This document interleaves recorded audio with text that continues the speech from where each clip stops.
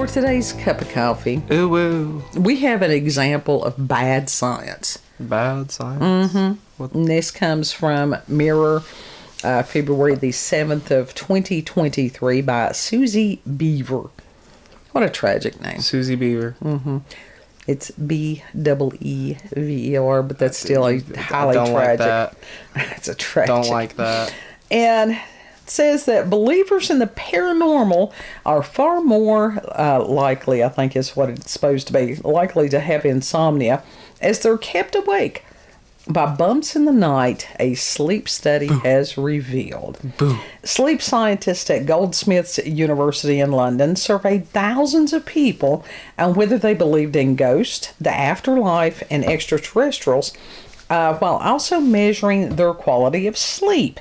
The study, published in the Journal of Sleep Research, claimed an interest or belief in the supernatural could lead to heightened anxiety at night and in turn keep you awake. Psychologists have already defined a link showing that unbelievers, or believers rather, are more likely to experience sleep paralysis, a phenomenon where people wake in the night unable to move and often report seeing figures in the corner of the room. Psychology PhD researcher... I'm a believer, but I've never experienced that. Beetle Raouf. I don't know. Raouf. Ragu. Ragu. Had stated, quote, "For some, these events are frightening and can cause anxiety and fear, which can in turn disrupt sleep. Our research team thought that it would be helpful to understand more about the association between sleep and ostensibly paranormal beliefs, as this could potentially help people better understand some of these experiences," end quote.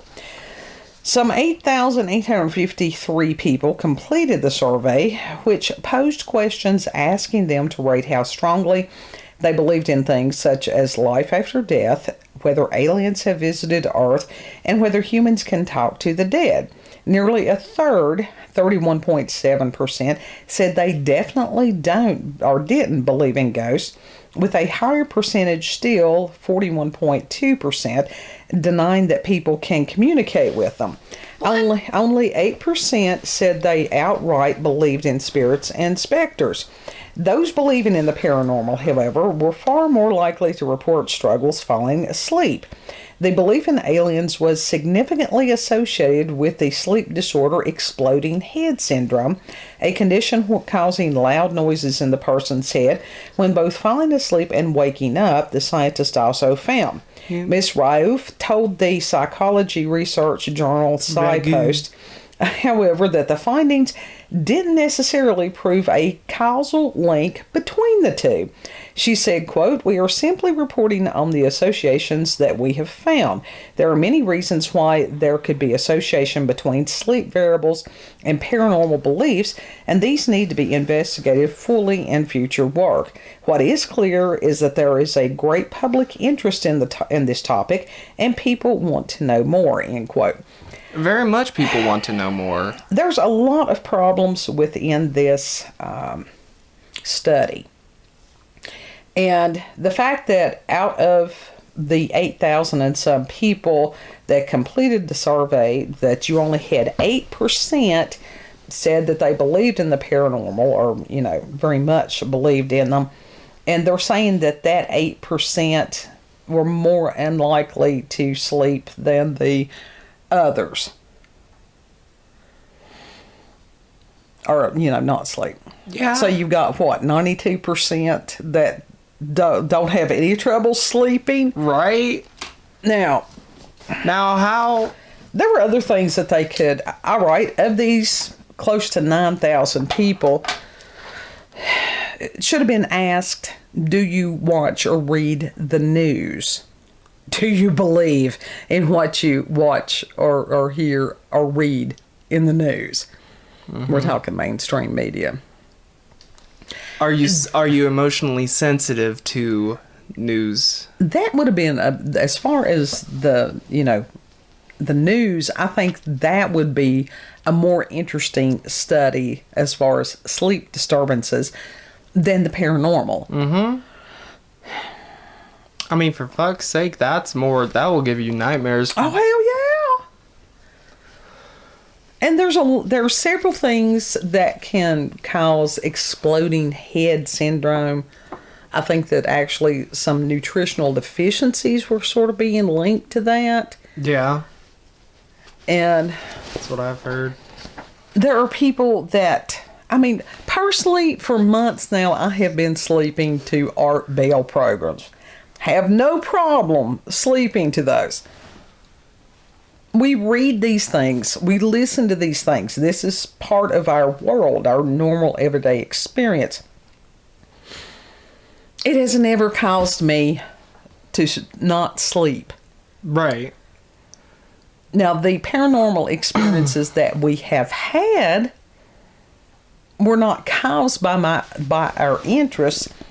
It's more the experiences that we've had causing the interest in having us to look further into these things.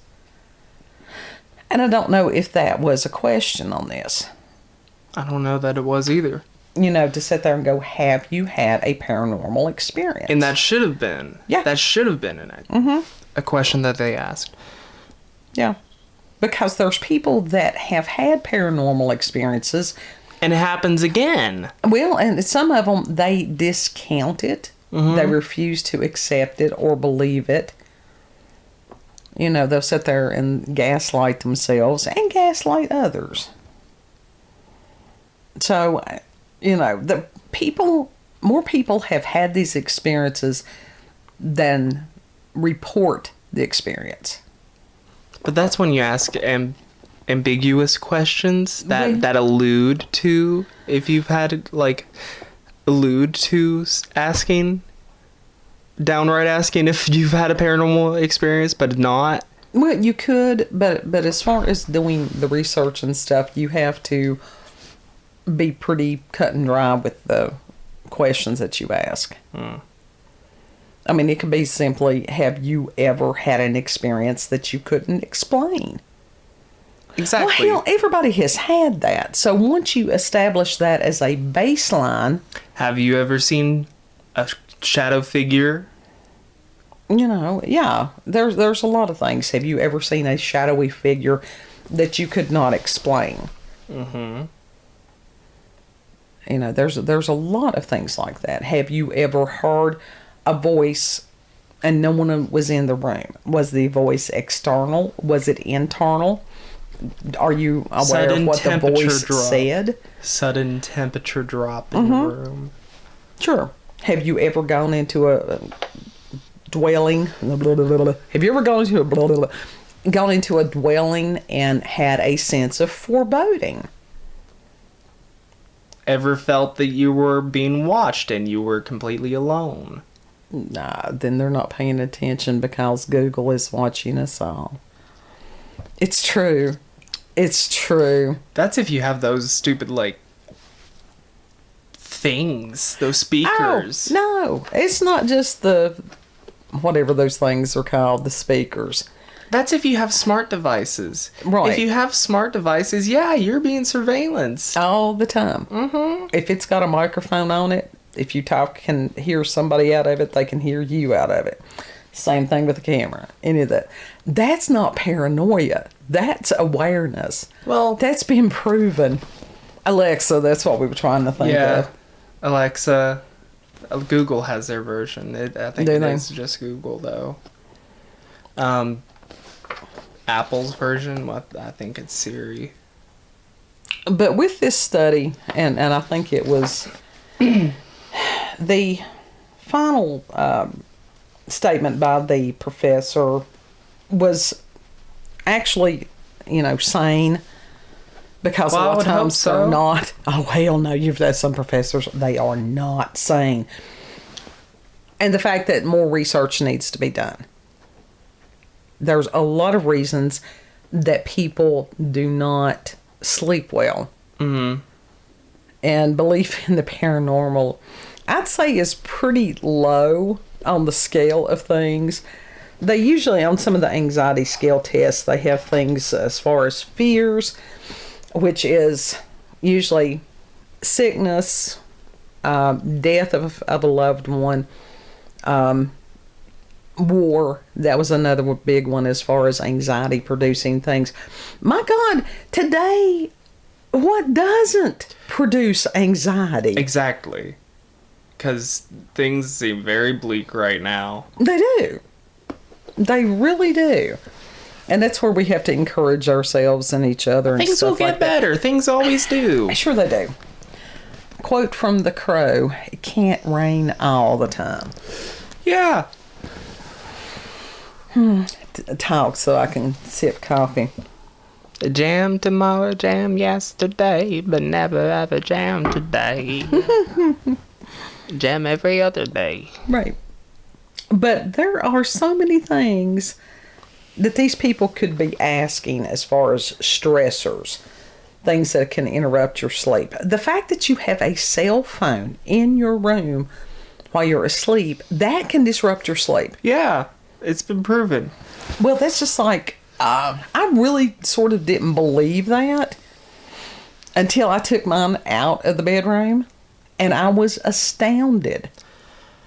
Modern TVs, the flat screens, they give off a completely different energy than even the tube TVs did.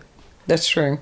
So, I used to be able to sleep perfectly fine with a tube TV on. Right. Usually. I have issues with these on.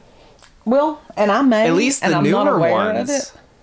At least the newer one, I have my current one. I have issues with. The other ones, I've never had issues sleeping with them on though. Well, I guess it's because I cover up my head, and as far as the light, that's part of the problem. It's the light spectrum, which is a frequency. It's a vibration.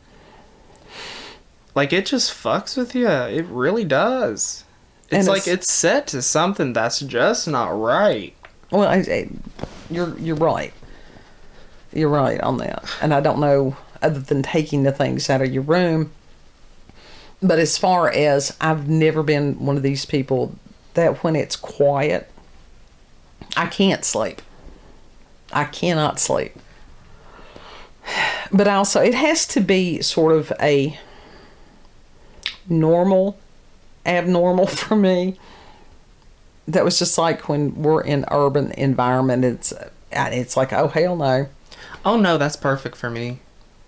Seriously, I can sleep right through that. Oh, I can't. But I slept in Bristol. And that was, honestly, for me, in a way, that was comforting. I did like that. When we were... I really did like the sounds of the traffic outside. Oh, no. When we went down to Orlando, which that was...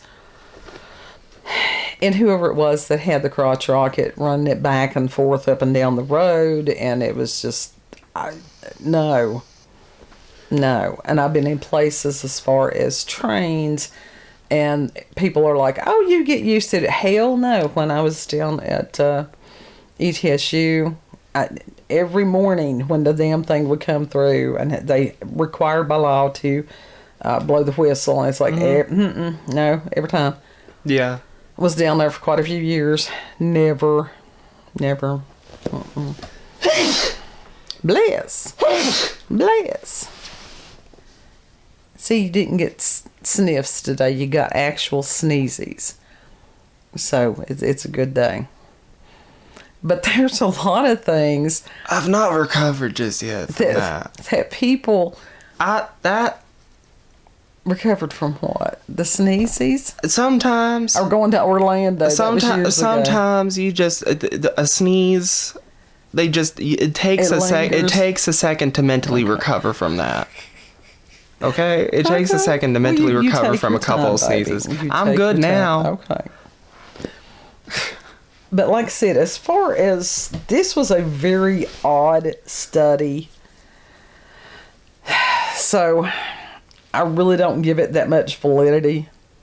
No. I don't know that... I really don't. I don't think it was done in a good setting. No. I think that the hypothesis was, skewed to begin with. Because there's not that many people that sit up at night... That's not something that really can be properly studied either. Well, I mean, there may be some people that's, sitting up at night afraid of aliens. But usually those people have got a lot more going on than just a belief in aliens. Yeah. You know? And even as far as kids, some of these people, if they're having these fears, find out if the fears are valid. Valid fears? Yeah, I mean, it's just like some of these people that had been abducted and stuff, they had no clue what had happened to them until they went, as far as hypnosis. And they had to have somebody who was a really good hypnotist doing these things.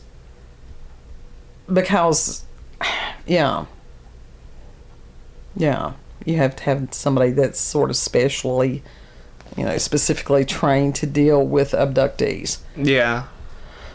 Because that's a traumatic thing for people who've experienced that, and then to have somebody that's a supposed expert in their field screw you over. Mm-hmm. Let me tell you something, the field of psychology has screwed up many. Some of it can be beneficial. I'm not saying that it's not without merit. But as far as psyops being a large part of that field, oh hell yeah. Yeah. So there's a lot of people that consider psychology a pseudoscience. And it's easy to see how that could be. Yeah. He got quiet. I don't know if the sneeze did something to him. It no, just I'm sort good. of charging. Okay. Pseudoscience is bullshit. Well, there's a lot of in a nutshell, I think this thing was skewed. Oh, it was horribly skewed. I think it was skewed. I don't think it was accurate. Pretty much it. Well, anybody out to, as far as whoever did the research, to sit there and go, do you believe in these things?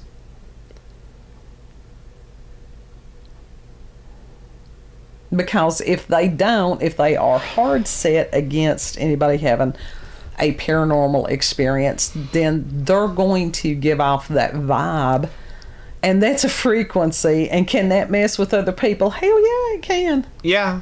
I don't think they asked enough questions. I don't think they asked the right questions. Well, it doesn't give us a list of questions that they asked, and I just really wasn't going to go and read the full report. Now, I will read research papers from time to time, but some of them I'm like, oh God, they're cumbersome. They're cumbersome. Well, but as far as this, that's something like, I don't know. I don't even know if somebody working on their master's degree would approach one like that. I don't think so. Over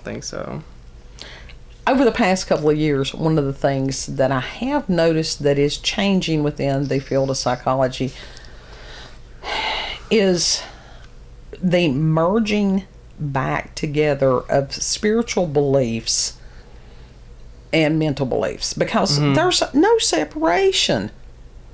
I've been screaming that for years. There's no separation. Yeah. Between mind and spirit. I mean, yeah, of course. Like, seriously, there literally is no separation. Right. So like, what do you think? Where do you think the thoughts come from? They have to come from somewhere. Right.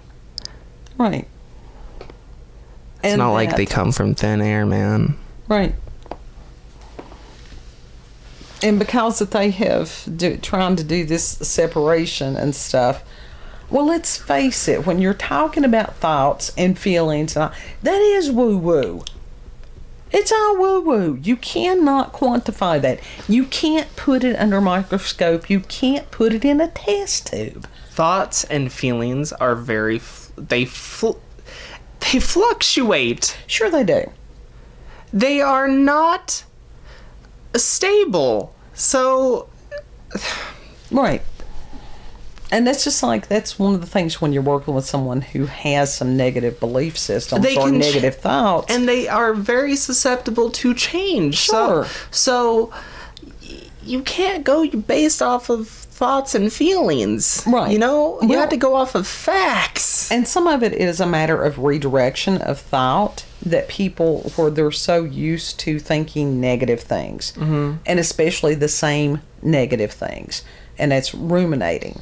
And when people have had trauma and stuff like that, it's a matter of showing them a different way to think. That's just like if you had childhood trauma. This is very common because that's where most of it starts, to sit there and, help them process that. Not re-traumatize, but process, and have them understand you're not a little kid anymore. You're an adult. They can't hurt you like that anymore. You're an adult. You can fight back. Yeah. And even if the people who hurt them are dead, and that's part of, people can be haunted by ghosts of their past. Mm-hmm. Not just, this other type of haunting.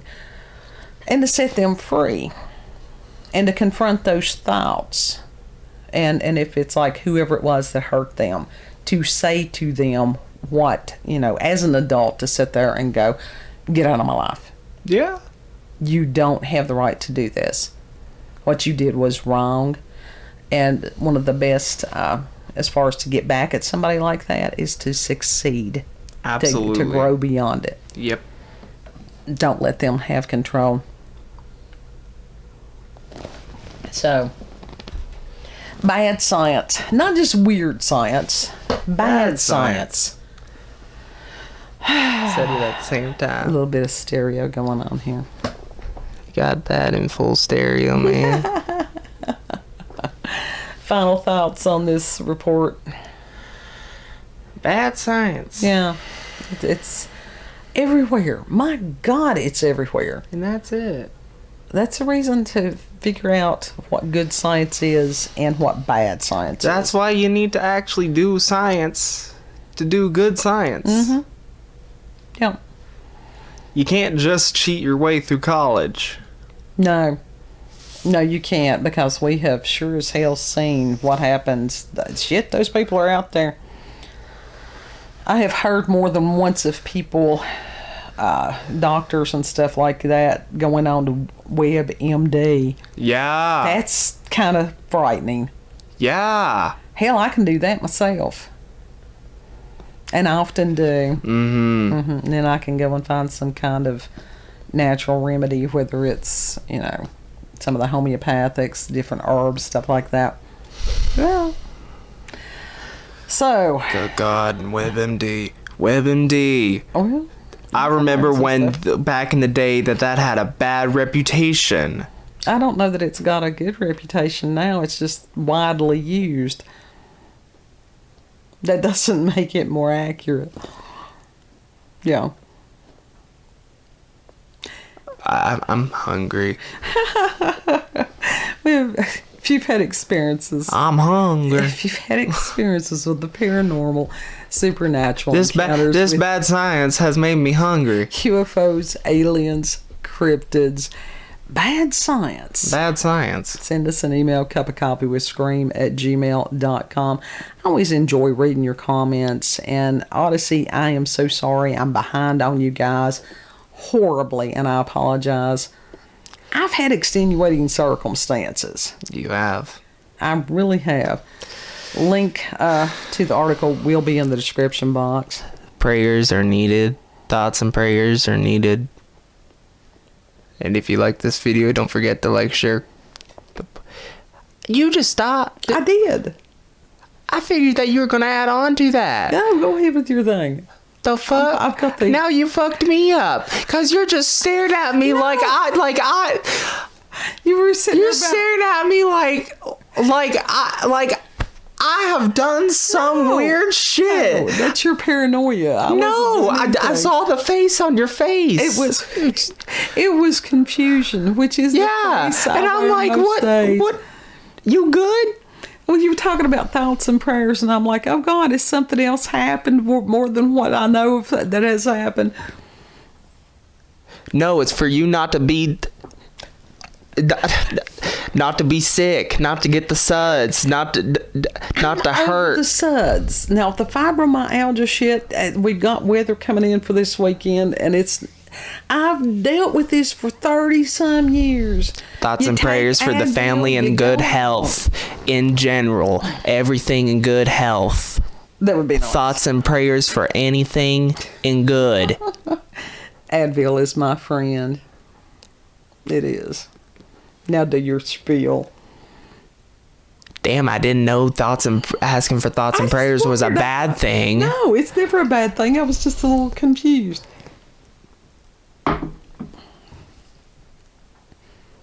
Oh. If you like this video, don't forget to like, share, comment, and most of all, subscribe and click that notification button for daily notifications of our daily uploads. Thank you all, and have a good... Know that you're loved. Yeah. And Lord willing, we'll see you on the next cup. Bye. Bye.